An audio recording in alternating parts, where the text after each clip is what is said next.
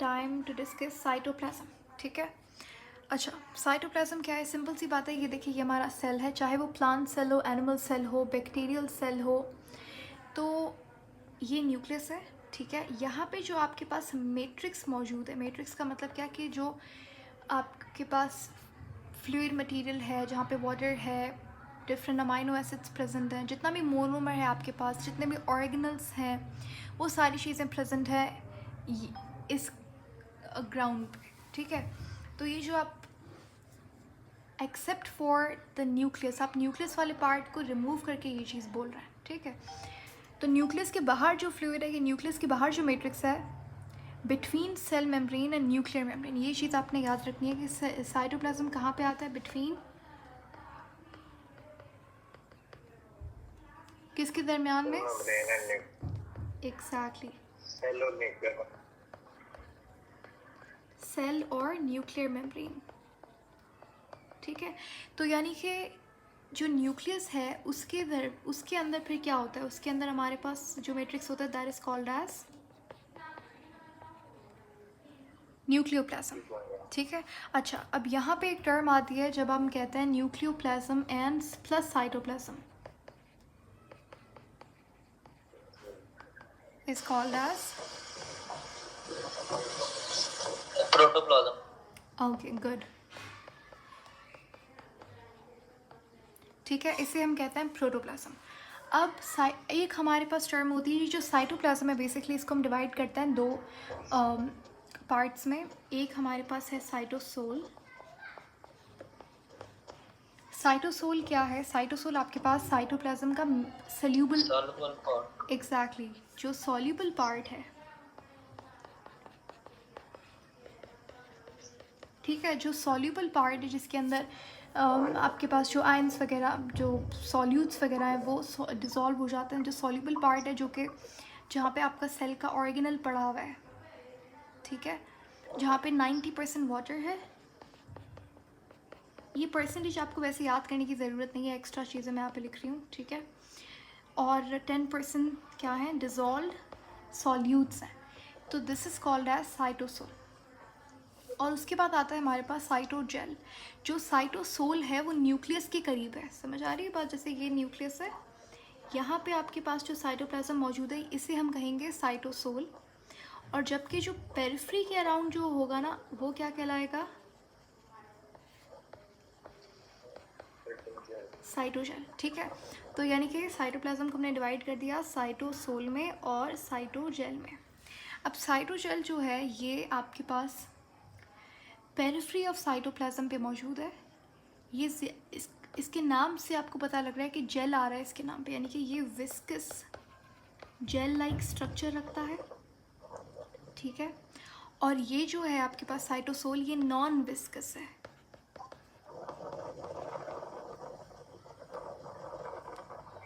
ठीक है, सिंपल लफ्ज़ में आप ये समझ सकते हैं कि जो साइटोसोल है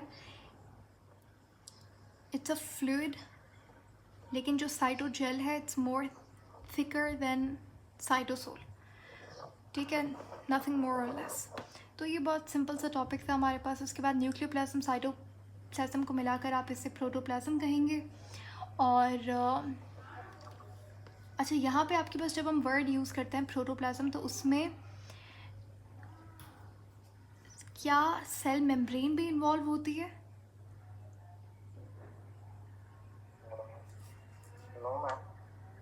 हो सकती है। ठीक है, cytoplasm plus I am sorry, नहीं हो सकती, वो दूसरा वर्ड था।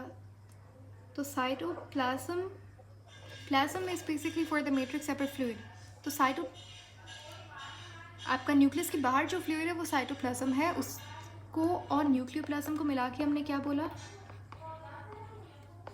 जस्ट टू बी क्लियर, मैं यहाँ पे इसे हमने प्रोटोप्लाज्म बोल दिया। ठीक है, अच्छा अब यहाँ पे अगर मैं कहूँ कि साइटोप्लाज्म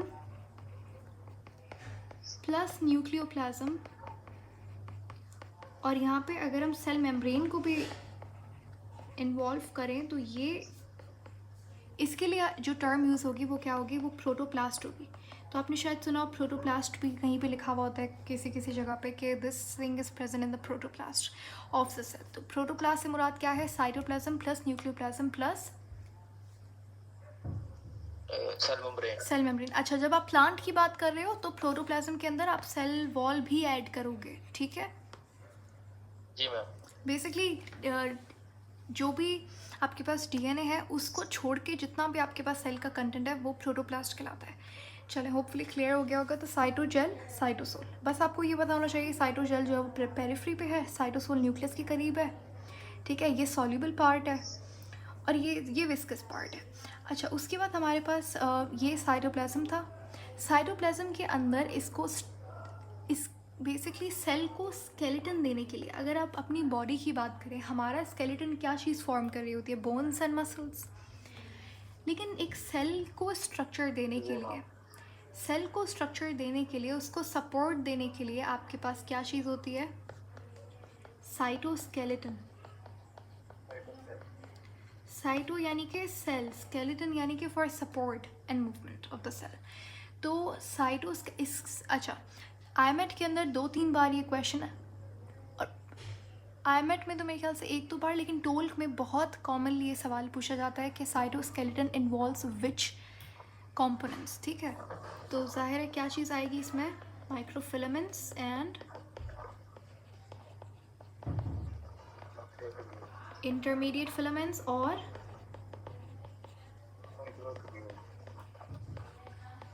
गुड माइक्रोट्यूब्यूल्स।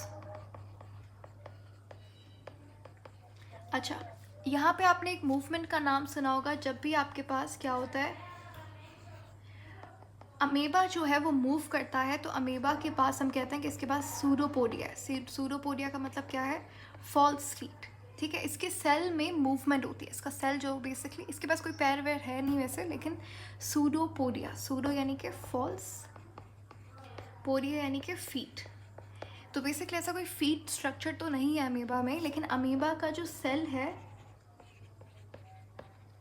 वो उस सेल में मूवमेंट होती है, ठीक है? इसी तरीके से आपके पास जो हमारी बॉडी में भी, या फिर प्लांट में अगर आप देखो तो प्लांट में सेल्यूलर लेवल के ऊपर एक मूवमेंट होती है। वैसे तो प्लांट हमें पता है सेसाइल है, मूव नहीं कर सकता अपनी जगह से, लेकिन प्लांट में सेल्यूलर लेवल पे मूवमेंट होती है। क्या मतलब है मैम? समझ नहीं आ रहा। देखें, सनफ्लावर को आपने देखा होगा, सन की जिस तरफ डायरेक्शन होती है वो उसका जो फ्लावर का डायरेक्शन है वो उस तरफ हो जाता है, ठीक है? उसके अलावा आपके पास जो सेल्यूलर लेवल के ऊपर मूवमेंट हो रही है, जैसे आपके पास मिमोसा प्यूरिका जो प्लांट है,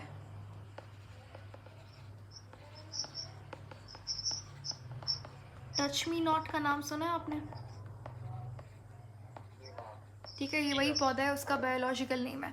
खैर, तो प्लांट में भी मूवमेंट किसी एक्सटेंट तक हो सकती है। कमिंग बैक टू अमीबा, तो अमीबा में आपके पास जो सेल्यूलर मूवमेंट होती है वो किसकी वजह से होती है? सवाल ये था।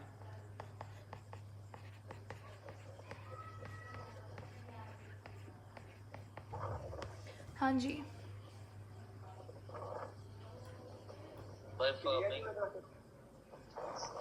जो फ्लूइड होता है मैम इसके अंदर, तो वो सूडोपोडिया फॉर्म करके आप इसे, ठीक है। और सीलिया की वजह से होती है। अमीबा में सीलिया होता है? हाँ। नहीं होता, ठीक है।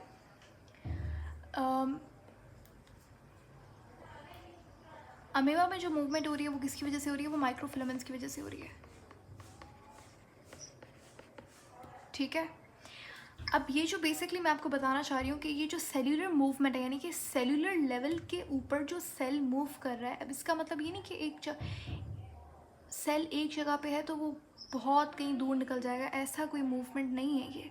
It's just a very slight movement because of the microfilaments. ये हमारी बॉडी में भी सेल्स करता है, ठीक है? इसे हम इस तरीके की मूवमेंट जो सेल करता है, इसे जो कि किसकी वजह से होती है?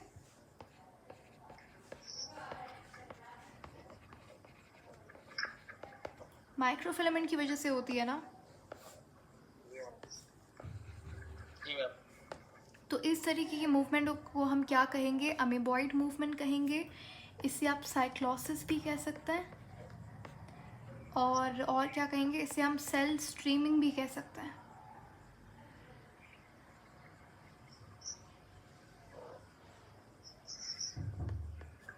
साइटोप्लाज्म स्ट्रीमिंग बोल के।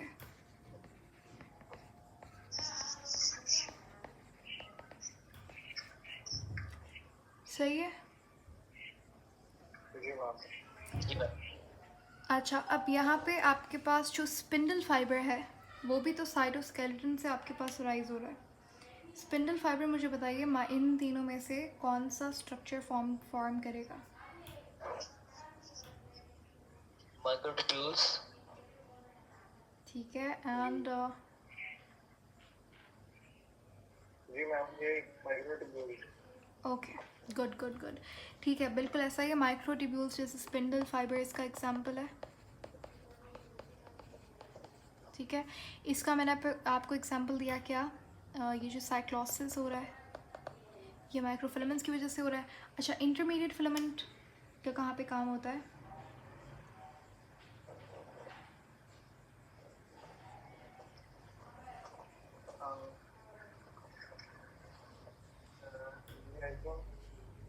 सेल की मूवमेंट में हेल्प करते हैं। ये बेसिकली सेल की मूवमेंट यानी कि साइक्लोसिस, उसमें माइक्रोफिलामेंट हेल्प कर रहा है। ठीक है, इंटरमीडिएट फिलामेंट बेसिकली आपके पास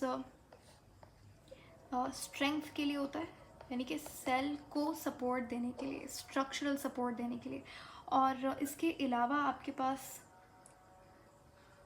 ऐसा आपको याद करने का कुछ है नहीं यहाँ पे। ठीक है, ये इतना चीज़ आपको क्लियर और याद होनी चाहिए साइटोस्केलेटन के बारे में।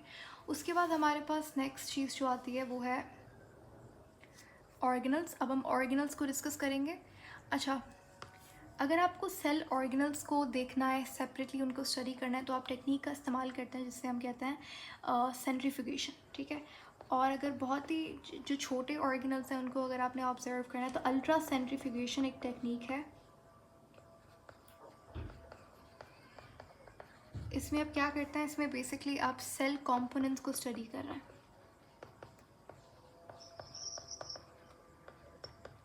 सेल कंपोनेंट से मुराद क्या है, ऑर्गेनल्स की बात हो रही है। ठीक है, अब इसमें वो ऑर्डर पूछता है। ऑर्डर कैसे पूछता है? सेंट्रीफ्यूगेशन में क्या होता है कि आपके पास जो भी जिस ऑर्गेनल का मास ज़्यादा है, जिसका वेट ज़्यादा है, जिसका डेंसिटी ज़्यादा है, वो पहले मिलेगा आपको। ठीक है, ऑर्डर में अगर आप देखेंगे तो वो उसके बाद higher to low, lighter, basically ये सीक्वेंस होता है।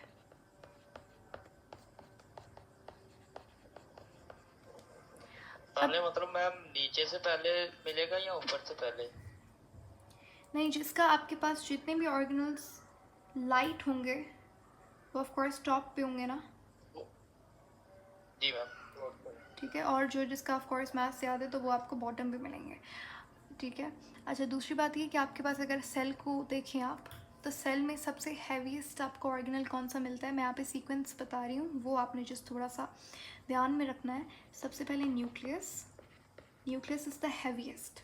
ठीक है, उसके बाद क्या लगता है क्या आ सकता है? बस यहाँ पे सारे ऑर्गेनल्स की हम बात नहीं करेंगे, जो मेन है उसको जस्ट आपने याद रखना है। माइटोकॉन्ड्रिया शायद। Good, mitochondria. ठीक है, और अगर प्लांट है तो फिर क्लोरोप्लास्ट भी हो सकता है। ये ऑलमोस्ट सेम, इनकी डेंसिटी वगैरह सेम होती है। अच्छा, उसके बाद उसके बाद endoplasmic reticulum. Good, very good. ठीक है, और गोल्जी को हमने यहाँ पे नहीं ले रहे। और इसके बाद आपके पास क्या है? अच्छा, उसके बाद राइबोसोम तो दो उसके साथ ही हो गए। Ribosome is the lightest. ठीक है, चलो राइबोसोम आ गया। बीच में हमारे पास यहाँ पे क्या है? लाइसोसोम है। ठीक है, बस ये इम्पोर्टेंट है, ये इम्पोर्टेंट ऑर्गेनल्स हैं। बाकी जो वैक्यूल वगैरह है वो हाँ ठीक है, उसको आप यहाँ पे ऐड करके देख सकते हो कि वो कहाँ पे सीक्वेंस में स्टैंड करता है। तो अब हम ऑर्गेनल्स को डिस्कस करेंगे वन बाय वन। सबसे पहले तो देखिए आपके पास जो राइबोसोम है, जो सेंट्रियोल है, न्यूक्लियोलस है, साइटोस्केलेटन है, ठीक है। ये सारे के सारे, चलो मैं यहाँ पे मेंशन कर देती हूँ। ये थोड़ा सा मेम्ब्रेन के बारे में भी पूछते हैं वो लोग कि कौन सा मेम्ब्रेन है, कौन से में डबल मेम्ब्रेन है, कौन से में सिंगल मेम्ब्रेन है। तो देखें जितने भी आपके पास ऑर्गेनल्स हैं या तो वो क्या हैं, ए मेम्ब्रेन से, यानी कि मेम्ब्रेन उनके पास एब्सेंट होगी। कौन सी मेम्ब्रेन है? इस मेम्ब्रेन को जो ऑर्गेनल के ऊपर होती है उसे हम क्या कहेंगे? Unit membrane. एग्जैक्टली, गुड, ठीक है, उसे हम यूनिट मेम्ब्रेन कहेंगे। तो आपके पास जिसके पास मेम्ब्रेन नहीं है उसमें एग्जाम्पल आता है किसका? जैसे मैंने अभी आपको बताया, राइबोसोम के पास मेम्ब्रेन नहीं होती, ठीक है। अच्छा, जितना भी आपके पास सिंगल और डबल मेम्ब्रेन वाला ऑर्गेनल है वो आपके पास प्रोकैरियोटिक में बिल्कुल भी नहीं मिलेगा। प्रोकैरियोटिक में सिर्फ आपको राइबोसोम मिलता है, ठीक है, यही एक ऑर्गेनल मिलता है क्योंकि वो ए मेम्ब्रेनस है, तो इसलिए तो जितना भी मेम्ब्रेन बाउंड ऑर्गेनल है वो आपको बैक्टीरिया में नहीं मिलता।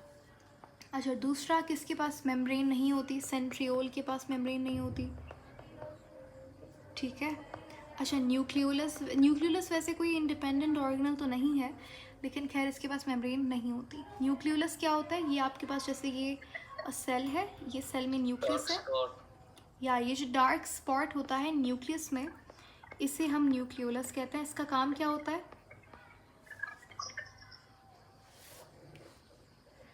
What is the function? RNA assemble कराना, आरएनए को, राइबोसोम को असेंबल करना। एग्जैक्टली, ठीक। राइबोसोम को असेंबल। बेसिकली इसका काम होता है राइबोसोम बनाना, ठीक है। अच्छा, हमें पता है कि अच्छा राइबोसोम क्या बनाता है? राइबोसोम प्रोटीन बनाता है। तो हम राइबोसोम को क्या कहते हैं? प्रोटीन फैक्ट्री बोलते हैं। जी मैम। तो उसी तरीके से क्योंकि न्यूक्लियोलस राइबोसोम फॉर्म कर रहा है तो हम इसे राइबोसोम फैक्ट्री कह सकते हैं न्यूक्लियोलस को। जी मैम। क्या, तो ये बस छोटी छोटी चीज़ें जो आपको याद रखनी है। अच्छा, इसके अलावा कोई ए मेम्ब्रेनस ऑर्गेनल? इसके अलावा साइटोस्केलेटन। यस, ठीक है, साइटोस्केलेटन। तो इनमें आपके पास किसी के पास भी मेम्ब्रेन नहीं होती। सिंगल मेम्ब्रेन में कौन सा एग्जाम्पल आता है?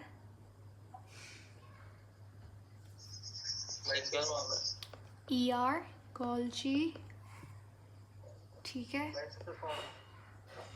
लाइसोसोम, वैक्यूल, ठीक है, ये सारे।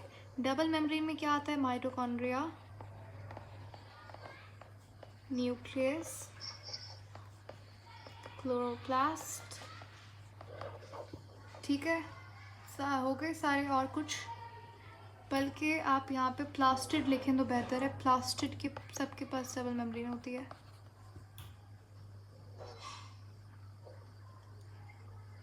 ठीक है। उसके बाद हम बात करेंगे यहाँ पे राइबोसोम की। पहला हमारे पास ऑर्गेनल है ये राइबोसोम। पहले तो कहाँ बनता है? Made in nucleolus. थोड़ा सा एक एक्स्ट्रा चीज़ अगर मैं बताऊँ तो न्यूक्लियोलस जो है, यहाँ पे आपके पास RNA होता है और बहुत सारा प्रोटीन प्रेजेंट होता है जिसकी वजह से आपके पास राइबोसोम बनता है, ठीक है। अब न्यूक्लियोलस में स्पेसिफिकली यहाँ पे एक NOR करके रीजन होता है जिसको हम कहते हैं न्यूक्लियोलस। बेसिकली जो आपका DNA है, जो आपका न्यूक्लियस है, आपके जेनेटिक मटेरियल में एक आपको मैं ये बताना चाह रही हूँ कि न्यूक्लियोलस कैसे बनता है, ठीक है। तो आपके क्रोमोसोम में यहाँ पे एक पोजीशन पे एग्जैक्टली वहाँ पे इतना डिटेल में जाने की ज़रूरत नहीं है, उसमें एक रीजन होता है जिसको हम कहते हैं NOR, न्यूक्लियोलस ऑर्गेनाइजिंग रीजन। तो यहाँ से ओरिजिनेट होता है न्यूक्लियोलस। न्यूक्लियोलस बनाता है राइबोसोम, राइबोसोम ट्रांसलेशन करके बनाता है protein, of course along with mRNA और फिर tRNA। तो ये चीज़ें हो रही हैं, ठीक है। अच्छा, राइबोसोम किससे बना हुआ है? राइबोसोम बना हुआ है आरएनए से और प्रोटीन से, ठीक है। तो इसे हम न्यूक्लियो प्रोटीन बोल सकते हैं।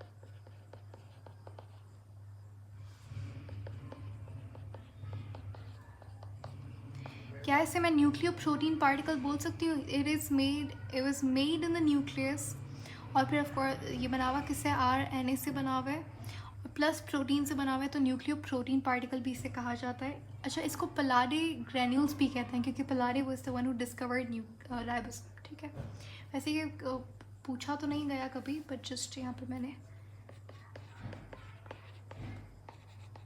मेंशन कर रही हूँ यहाँ पे, ठीक है। इसको पलाडी ग्रेन्यूल्स भी कहते हैं। उसके बाद आपके पास राइबोसोम जो है वो दो तरीके से आप डिफ्रेंशिएट हम लोग इसे कहते हैं, एक यूकैरियोटिक राइबोसोम और दूसरा प्रोकैरियोटिक राइबोसोम, ठीक है। जो आपके पास यूकैरियोटिक राइबोसोम है उसमें, अब देखो राइबोसोम जो है ना उसमें आपके पास एक लार्जर सब यूनिट होता है और एक स्मॉलर सब यूनिट होता है। ये दोनों सब यूनिट्स किससे जुड़े हुए होते हैं? मैग्नीशियम आयन से। मैग्नीशियम आयन का काम क्या होता है? राइबोसोम के स्ट्रक्चर को स्टेबलाइज करवाना।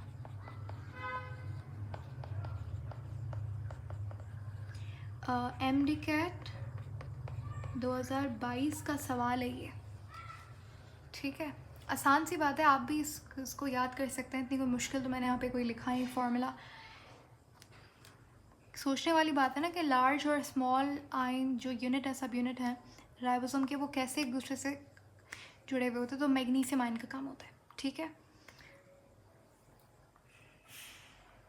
अब इसके बाद जो यूकैरियोटिक और प्रोकैरियोटिक राइबोसोम है उसमें फ़र्क ये होता है कि जो यूकैरियोटिक है उसकी साइज़ क्या होती है? 80s, और जो प्रोकैरियोटिक राइबोसोम है वो होता है 70s। अब इन दोनों में आपको ये याद करना होगा, ठीक है, ये इंपॉर्टेंट है कि लार्जर सब यूनिट का साइज़ क्या है और स्मॉलर का क्या है। यूकैरियोटिक में 80s बेसिकली यहाँ पे क्या होता है? लार्जर सब यूनिट कितने का हो जाएगा?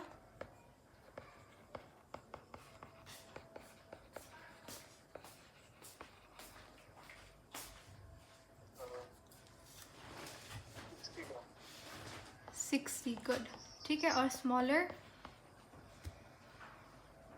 40, ठीक है। और जो प्रोकैरियोटिक है उसमें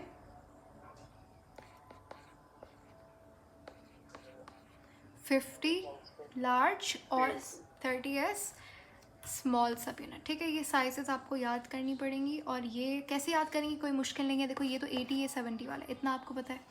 तो अब जो ये यूकैरियोटिक राइबोसोम है ये 80 क्या है? इवन नंबर है, ठीक है। तो ये 60 और 40 ये दोनों आपके पास क्या, ये अगर आप 6 और 4 देखो, 6 0 को हटा दो, 6 और 4 दोनों इवन है, तो बेसिकली 80s में 60 40 आ रहा है। 7 क्या है? ऑड है। 5 और 3 दोनों ऑड है। तो बेसिकली ये छोटी सी ट्रिक है, जिस तरीके से मैंने याद किया वैसे it will be very easy for you to learn as well, ठीक है। उसके बाद आपके पास ये जो S है ये क्या है? ये S का फुल फॉर्म है स्वेडबर्ग यूनिट। ये यूनिट है किसका? यूनिट ऑफ सेडिमेंटेशन, ठीक है। नॉन ऐसा यूनिट है सेडिमेंटेशन का, सही हो गया। और ये जो लार्ज स्मॉल सब यूनिट्स हैं ये जुड़े हुए होते हैं मैग्नीशियम आयन से।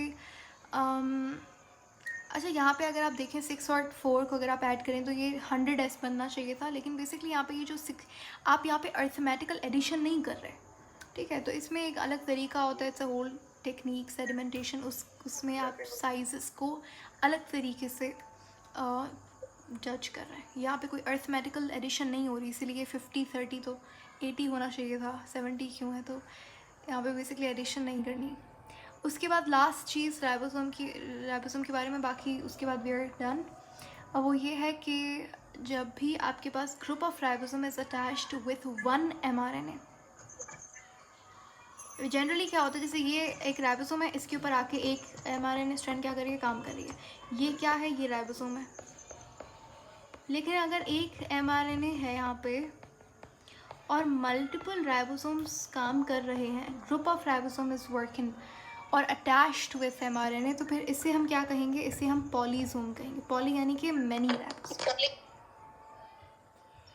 पॉलीजोम भी कह सकते हैं, पॉली राइबोसोम भी। जो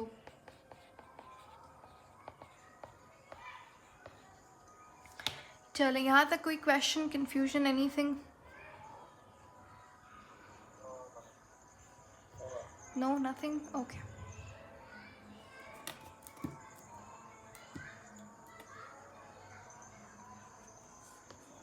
इसके बाद हमारे पास आता है ER, एंडोप्लाज्मिक रेटिकुलम।